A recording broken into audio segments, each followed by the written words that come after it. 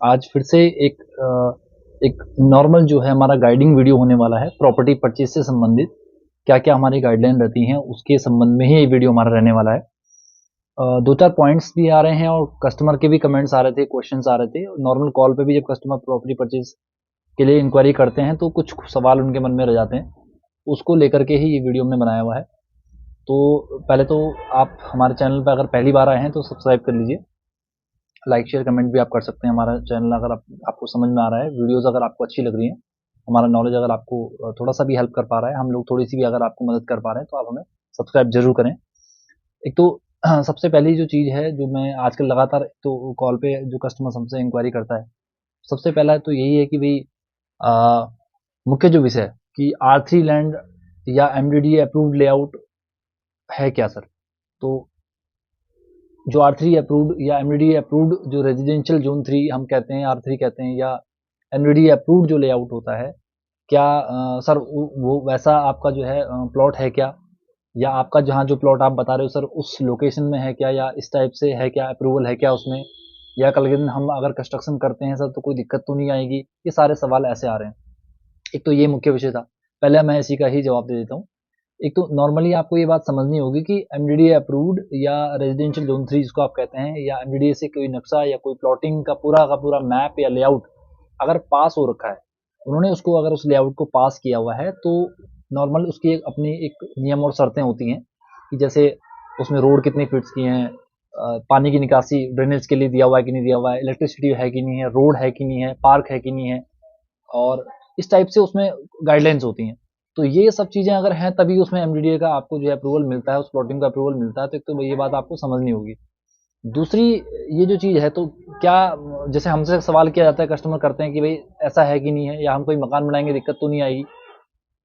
तो देखो दिक्कत बिल्कुल नहीं आती है, ऐसा नहीं है।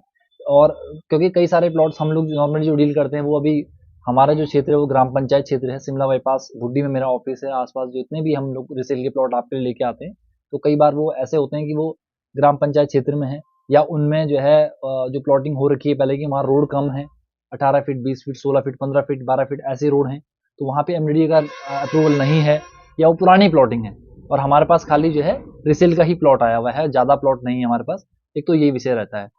तो कई बार ऐसा ज़रूर है कि भाई वहाँ पे एमडीडीए का जो वो आपका लेआउट है वो अप्रूव नहीं है। दूसरा जो शर्त ये है, कई लोगों के दिमाग में ये डाउट रहता है कि क्या सर 143 की जो ज़मीन है और एमडीडीए का जो अप्रूव्ड लैंड होता है या लेआउट होता है, वो एक ही समान होता है क्या? ये भी डाउट है।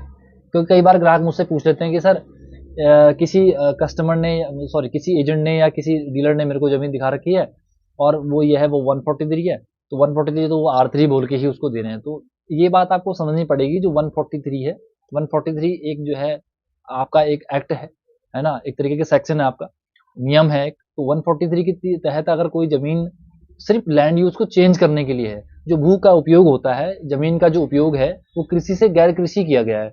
उसमें जो है गैर कृषि करने के बाद आप उसको जो है सबसे पहली बात आप उसको जो है नंबर 1 आप उसको रेजिडेंशियल के लिए इस्तेमाल करेंगे।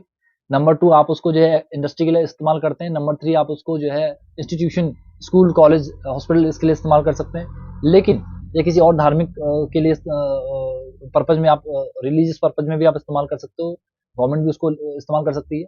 लेकिन सबसे जो इम्पोर्टेंट चीज़ रहती है वो ये है कि अगर 143 कर रखी है कोई लैंड आपने, तो उसमें सबसे इम्पोर्टेंट चीज़ ये है कि आप अगर रेज़िडेंस के लिए उस प्लॉट को बेच रहे हैं तो उसके लिए या रेज़िडेंस के लिए पूरी वो प्लॉटिंग अगर 143 करा के दी जा रही है, तो कहीं उसमें जो है जो रोड है, अगर आप रेज़िडेंस के लिए इस्तेमाल करेंगे तो फिर वो एमडीडीए अप्रूवल वाली जो कंडीशन जो बेसिक जो शर्तें रहती हैं कि रोड इतने फिट है कि नहीं है, वो तो रहेंगी। सिर्फ आपने ज़मीन का लैंड यूज़ चेंज किया है। आप जो है अगर उसको रेजिडेंस के लिए इस्तेमाल करोगे तो आपको जो बाकी शर्तें हैं रेजिडेंस के लिए वो तो फुलफिल करनी पड़ेंगी। अगर इंडस्ट्री के लिए करोगे तो इंडस्ट्री के लिए अगर 60 फीट रोड चाहिए, 80 फीट रोड चाहिए या 120 फीट रोड चाहिए, जितना भी मतलब होता है, जितनी लेन की सड़क चाहिए अगर इंडस्ट्री के लिए, अगर जैसे हम सेलापुरी की बात करें, हरिद्वार की बात करें, बीएचएल वाले क्षेत्र की, या और सिडकुल का कोई और क्षेत्र है, रुड़की का है, कोटद्वार का है, कहीं भी, या उधम सिंह नगर का है, जहाँ पे भी औद्योगिक क्षेत्र है या इंडस्ट्रीज वगैरह बनी हुई है या फैक्ट्री वगैरह बनेंगी अगर उस जमीन पे, तो उसके लिए जितना परमिशन लेनी होती हैं या जितना उसके लिए अप्रूवल चाहिए या जितना उसके लिए एनओसी चाहिए, तो वो तो फिर आपको उस हिसाब से करना पड़ेगा। वो सिर्फ लैंड यूज आपने जरूर चेंज किया 143 के तहत, लेकिन ये कह देना कि नहीं सर वो R3 है तो वो गलत है। R3 नहीं है, उसको R3 आपको करने के लिए अलग से फिर आपको जितने जितने आपके जैसे MDDA के थ्रू आप उसको नक्शा उसको पास कराते हैं, तो वो जो आपके स्थानीय निकाय हैं उनसे आपको करना रहेगा, या जो आपका जैसे ग्रामीण विकास विभाग है, या आपका अर्बन डेवलपमेंट मिनिस्ट्री है, या अर्बन डेवलपमेंट जैसे जो भी आपके हैं, नगर नियोजन विभाग है, ग्रामीण ग्रामीण विकास है, या नगर नियोजन विभाग है, उससे तो आपको करना ही पड़ेगा, उसके तहत आने वाले अथॉरिटीज है। नहीं करोगे तो फिर तो अवैध, तो खैर उसको कह सकते हैं, ये अवैध मानी जाएगी। तीसरा एक सबसे इंपॉर्टेंट जो पॉइंट आता है, जो कई बार डाउट आ रहा है कस्टमर के मन में, कि सर ईस्ट ऑफ टाउन और सेंट्रल ऑफ टाउन, इन दोनों राजस्व ग्रामों की जो खतौनी है, जो भूलेख है, यानी जिनका हम फर्द कहते हैं, खतौनी कहते हैं, वो ऑनलाइन नहीं है, मैनुअल है अभी। तो मैनुअल है तो कई बार इन जो क्षेत्रों में जो प्लॉट्स हैं, रिसेल के प्लॉट हैं, या कोई जमीन है, मान लीजिए कृषि भूमि भी है, तो उसकी जो खतौनी है अभी वो फिलहाल हमारे को 17 फरवरी 2021 या उसके बाद लगभग 15 तारीख के बाद जो है, 15 फरवरी 2021 या इसके आसपास के बाद के हमारे को फर्दें हैं नहीं। अगर हम तहसील में जाते हुए, तहसील में जो भी कर्मचारी हैं जो फर्द देखते हैं, सर्वे लेखपाल होंगे या और जो वहाँ पे रिकॉर्ड देखते हैं, उनसे अगर हम बात करते हैं तहसील में, तो इसकी खतौनियाँ हमें नहीं मिल पाती हैं उसके बाद की, क्योंकि उसके बाद जो है पूरा हमारा जो राजस्व ग्राम है वो जमा है, जमाबंद है तहसील में, और रिकॉर्ड्स उसके सारे ऑनलाइन या कंप्यूटरीकृत होने के लिए गए हुए हैं। East of town, central of town की मैं बात कर रहा हूँ, तहसील विकास नगर के अंतर्गत। तो इन क्षेत्रों में भी अगर कोई रिसेल का प्लॉट है, तो कहीं कस्टमर बार बार ये सवाल कर रहा है कि सर क्या दाखिल खारिज बंद है, तो उसके मन में ये सवाल आ रहा है कि ये बंद ही रहेगा, हमेशा बंद नहीं रहेगा। फिलहाल वो मैनुअल है, वो ऑनलाइन होने के लिए जा रखा है, कंप्यूटराइज होने के लिए जा रखा है। जैसे वो प्रोसेस, ड्यू प्रोसेस उसकी कंप्लीट हो जाएगी ऑनलाइन होने की, फीडिंग की, उसके बाद फिर जितना उसमें प्रॉपर्टी चेन है, बाइंग और सेलिंग की जो चेन है, वो ऑनलाइन उसकी होनी होनी। वो जैसे हमारा ड्यू प्रोसेस होता है अपना म्यूटेशन का, वो अपना स्टार्ट हो जाएगा। इसके अलावा एक और सवाल आ रहा है काफ़ी टाइम से, वो ये है कि रजिस्ट्री की क्या हम कोई गवर्नमेंट वेबसाइट है जिस पर हम रजिस्ट्री चेक कर सकते हैं? 2010 के बाद की रजिस्ट्री, मेरे हिसाब से 2010 ही है, मैं एग्जैक्ट नहीं बता पा रहा हूँ। तो 2010 के बाद की जो आपकी रजिस्ट्री है, सेल डीड है, वो आप ऑनलाइन भी चेक कर सकते हैं। जो उत्तराखंड गवर्नमेंट की जो रजिस्ट्री वाली वेबसाइट है, उस पर जाकर के भी आप चेक कर सकते हैं। एक और इम्पोर्टेंट चीज़ है कि क्या इसमें जो है कुछ इम्पोर्टेंट एक और पॉइंट है कि कुछ खसरे ऐसे हैं जो जैसे गोल्डन फॉरेस्ट का है, या PACL इंडिया लिमिटेड का है, जैसे झाझरा है या सहजदारा के आसपास जो कुछ जमीनें गोल्डन फॉरेस्ट की हैं, उन संबंधित जो प्रतिबंधित खसरे हैं, या जिनमें फिलहाल खरीद फरोख्त को सरकार ने या डीएम कार्यालय के द्वारा फिलहाल बोला गया है कि भाई फिलहाल उसमें आप खरीद फरोख्त ना करें। अगर उसकी की भी लिस्ट आप चाहते हैं, तो उसकी लिस्ट भी आपको वहाँ पे आप अपने हेल्प के लिए ले सकते हैं। और ये कोई मेरा अपना कोई जितना भी मैं रिसर्च कर सकता हूँ, जितनी भी जानकारी आपके लिए लेके आता हूँ, मैं अपने चैनल पे ले आता हूँ, ऐसा है तो उस पर भी आप जो है सर्च करके रजिस्ट्री वाली वेबसाइट पे ही आपको ये खसरों की जानकारी भी मिल जाएगी, जो फिलहाल प्रतिबंधित हैं, या फिलहाल जिनको सरकार ये कह रही है कि इसमें आप डीएम साहब के माध्यम से या न्यायालय कलेक्टर के माध्यम से इनको बोला गया कि भाई फिलहाल इसमें आप खरीद फरोख्त ना करें, और उनकी भी उसमें जानकारी है, उन खसरों की जानकारी है, और एरिया है, क्षेत्रों का नाम है, राजस्व ग्रामों का नाम है। तो ये 2-3 चीज़ें थी जिनको मैं आज आपको बताने वाला था कि ये चीज़ें हैं फिलहाल, जो कस्टमर के डाउट्स वगैरह आ रहे थे। एक और चीज़ें आ रही थी, वो ये आ रही थी कि भाई 143 है, तो 143 में देखो जैसे म्यूटेशन नहीं हो पाता है, ये बिल्कुल सही बात है। दूसरा क्या है, एक और इम्पोर्टेंट चीज़ आ रही थी कि क्या SC/ST की ज़मीन है और अलग प्रोविज़न के तहत या किसी अलग सेक्शन में उसमें परमिशन लेके अगर कोई सेल हो, कोई पहले से सेक्शन के तहत परमिशन ले रखी है, एनओसी ले रखी है, न्यायालय कलेक्टर के माध्यम से, सहायक कलेक्टर के माध्यम से, उसमें अगर अनुमति आ रखी है, परमिशन आ रखी है, एनओसी आ रखी है, तो क्या वो सेल कर सकते हैं? जी हाँ, कर सकते हैं सेल। जैसे 157 में अगर परमिशन है, अलग-अलग कारणों से जो है किसान को जो है SC/ST के ही क्यों ना हो, उनको सेल करने की जो है अनुमति डीएम द्वारा दी जाती है, न्यायालय कलेक्टर द्वारा दी जाती है।